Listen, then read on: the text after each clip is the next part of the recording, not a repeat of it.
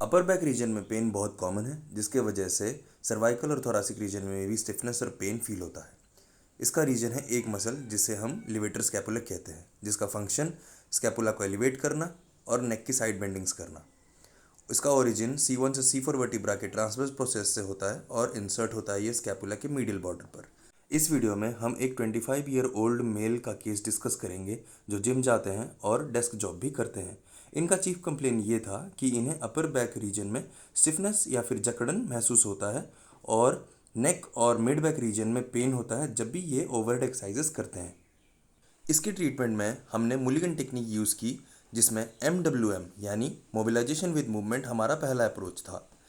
जिस पॉइंट को मैं प्रेस कर रहा हूँ या मोबिलाइज कर रहा हूँ वो लिवेटर स्कैपुले मसल का इंसर्शन पॉइंट है और इस पूरे कहानी का खलनायक। मोबिलाइजेशन विद मूवमेंट में हम पेन पॉइंट को मोबिलाइज करते हैं।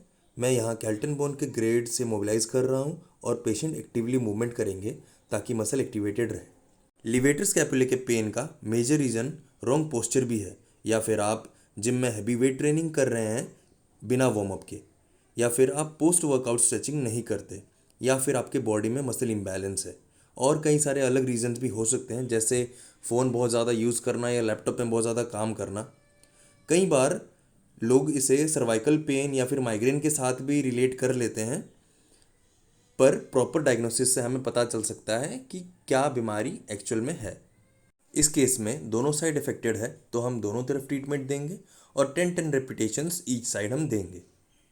जो हमारी नेक्स्ट अप्रोच है वो है स्नैग यानी सस्टेन नेचुरल एपोफिजियल ग्लाइड्स, जिसमें थेरेपिस्ट ग्लाइड देंगे और एक्टिव स्ट्रेच पेशेंट करेंगे और ओवर प्रेशर चाहे थेरेपिस्ट दे या पेशेंट कोई भी दे सकते हैं। ये भी एक मुलिगन की अप्रोच है जो कि सस्टेन्ड पेन रिलीफ के लिए बहुत ज़्यादा इफेक्टिव होती है। इसके बहुत ज़्यादा फास्ट रिजल्ट्स होते हैं, वो हम आगे देखेंगे।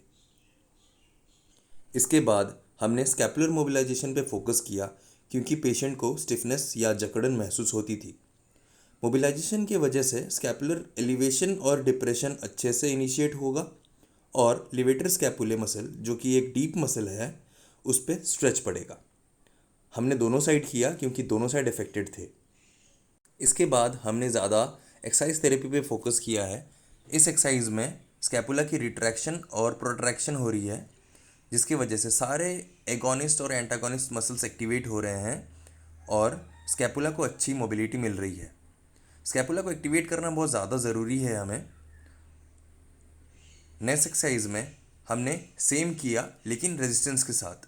हमने एक थेराबैंड लिया है और पेशेंट को स्कैपुलर प्रोट्रैक्शन और रिट्रैक्शन करने बोला। इस एक्सरसाइज में भी हम रेजिस्टेंस बैंड यूज़ कर रहे हैं ताकि वीक मसल स्ट्रेंथन हो सके, जैसे कि ट्रेपीजियस, रम्बॉइड्स, इनकी स्ट्रेंथनिंग अच्छे से हो सके और मसल इम्बैलेंस वापस से बैलेंस पे आ सके। हम 10 to 12 रेपिटेशंस ही करेंगे ताकि पेशेंट एग्जॉस्ट ना हो और मसल ज़्यादा फैटिक भी ना हो, क्योंकि अभी हमने मोबिलाइज भी किया है तो सोरनेस पेशेंट को एक्सपीरियंस होगा। अगेन पेशेंट को हमें हर पॉसिबल डायरेक्शन में मूवमेंट करवानी है, इसलिए हमने अभी रेजिस्टेंस बैंड के साथ एबडक्शन करवाया, क्योंकि 120 डिग्रीज़ के बाद स्कैपुला ही शोल्डर एबडक्शन करवाता है। हालांकि हम पेन फ्री रेंज में कर रहे हैं, इसलिए स्टार्टिंग में 180 डिग्रीज़ अचीव नहीं करेंगे। नेक्स्ट एक्सरसाइज है पुलअप्स, जिसमें बहुत ज़्यादा स्कैपुलर मूवमेंट होती है, जिसमें upper traps, levator scapular muscles activate होंगे। उसके बाद हम कैटलबेल एक्सरसाइजेस करेंगे, ओवरहेड ट्रेनिंग लाइट वेट से शुरू करेंगे। हम स्कैपुला को और स्ट्रेंथन करने के लिए फेस पुल्स कर सकते हैं, जो कि रिट्रैक्शन और प्रोटेक्शन करवाएगा।